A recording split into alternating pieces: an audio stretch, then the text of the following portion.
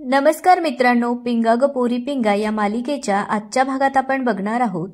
इकडे हळद कुटायचा कार्यक्रम चालू असतो. तितक्यात सगळ्यांना आता वल्लरीची आठवण येते. तेव्हा आता तेजाची आई मिठूला वल्लरीला बोलवून आणायला सांगते. तितक्यात इंदुमती उठते आणि म्हणते की तुम्ही कशाला, मला पण इथे काय काम आहे, मी पण इथे बसूनच राहणार आहे ना, त्यामुळे मीच जाते आणि वल्लरीला बोलवून आणते. आता इंदुमती तिथून गेलेली असते. तेव्हा तेजाची आई म्हणजेच गायत्री प्रेरणाला म्हणते की प्रेरणा, तू जरा जपूनच कर. आता इकडे इंदुमती वल्लरीला बोलवण्यासाठी येते. तितक्यात वल्लरी आता बाहेर आलेली असते. इंदुमतीला बघून वल्लरी म्हणू लागते की तुम्ही इथे, तिकडे हळद कुटण्याचा कार्यक्रम सुरू झाला असेल, तुम्ही तिथे असायला हव्या होत्या, तुम्ही इथे काय करताय, चला आपण जाऊया, उशीर झालाय. तेजा माझी वाट बघत असेल, मी जर लवकर गेले नाही तर तिला वाईट वाटेल. आता वल्लरी खूप खुश असते आणि इंदुमतीला म्हणू लागते की बघता बघता हळदीचा दिवस सुद्धा जवळ आला, तेजा किती खुश असेल ना. तेव्हा इंदुमती तिला म्हणते की तू बरोबर बोलतीयस, तू जर गेली नाही तर तेजाला वाईट वाटेल, पण तू जर गेली तर तेजाचं वाईट होईल. हे ऐकल्यानंतर आता वल्लरीला जरा वाईटच वाटत असतं. त्यामुळे ती इंदुमतीला म्हणते की सासूबाई, तुम्ही असं का बोलताय. त्यावर इंदुमती तिला म्हणते की वल्लरी, मी तुला यापूर्वी पण अनेक वेळा बोललीये की सणावाराच्या वेळेस तुझ्यासारख्या वांजोट्या बाईने जायचं नसतं, अपशकुन होतो. पुढे ती म्हणते, अगं तू तुझ्या हाताने तुझ्याच मैत्रिणीची हळद कुटणार आणि त्याच हाताने तिला हळद लावशील, त्यामुळे तिच्या आयुष्याचं वाटोळं होईल.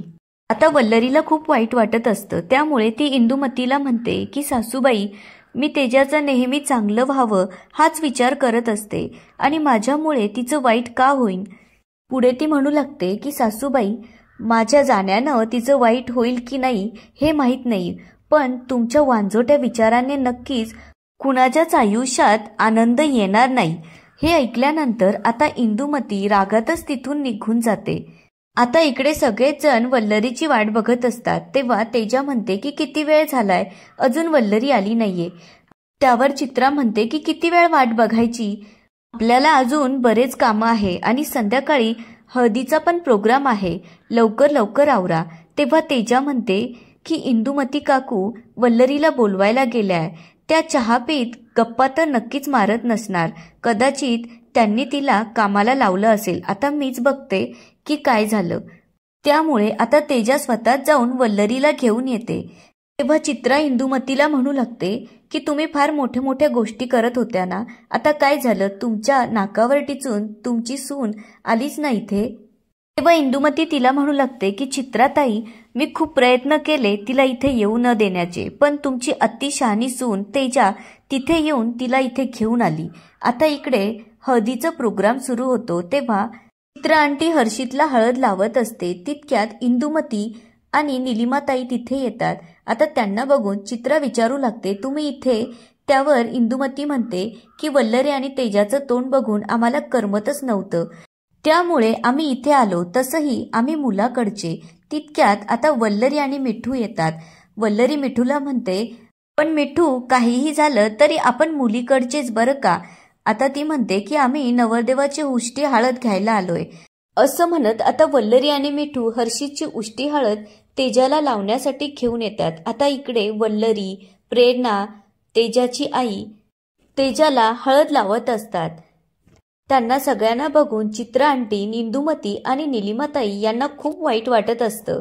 तर तेजाचे बाबा जेव्हा तिला हळद लावू लागतात तेव्हा ते खूप इमोशनल होतात आणि रडू लागतात. तितक्यात वल्लरी म्हणते की चला आता आपण फोटो काढूया.